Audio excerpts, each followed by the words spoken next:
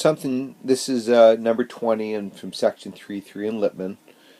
Something you'll get, some of you that are still in high school are going to be taking the AP test, AP calculus test next spring. You're going to have to be able to do this without a calculator. I'm going to try to show you how to do this without a calculator, and then we'll look at the graph of it also.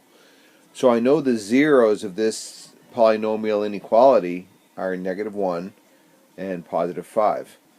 And since this inequality is asking me when is the function, or when is this greater than 0, above the x-axis really, when the y value is positive, all you got to do is try numbers in each of these ranges. So you're going to pick a number in that range, then pick a number in this range, and pick a number in this range, and determine the sign of the value. Okay, you don't really need to figure out the actual value.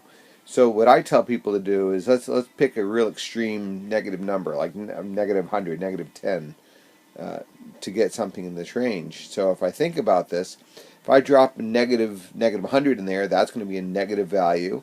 This, because it's being squared, will always be positive. So that tells me, a negative times a positive will be a negative.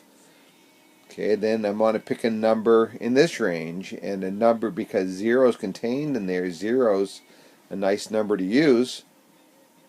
So 0 is going to make that negative, and that's still going to be positive regardless of whatever number you put in there.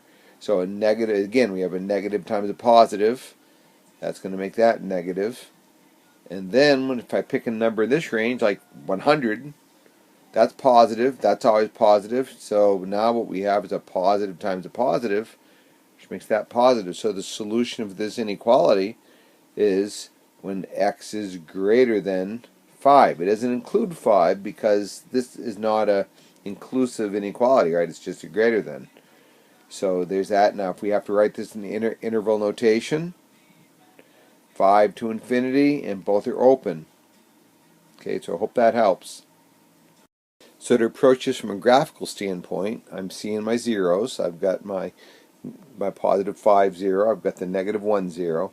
And I see that the y values for this function are less than 0. They're negative until they're momentarily 0 there, and then they're back to negative, and then here at x equals 5, the graph goes positive.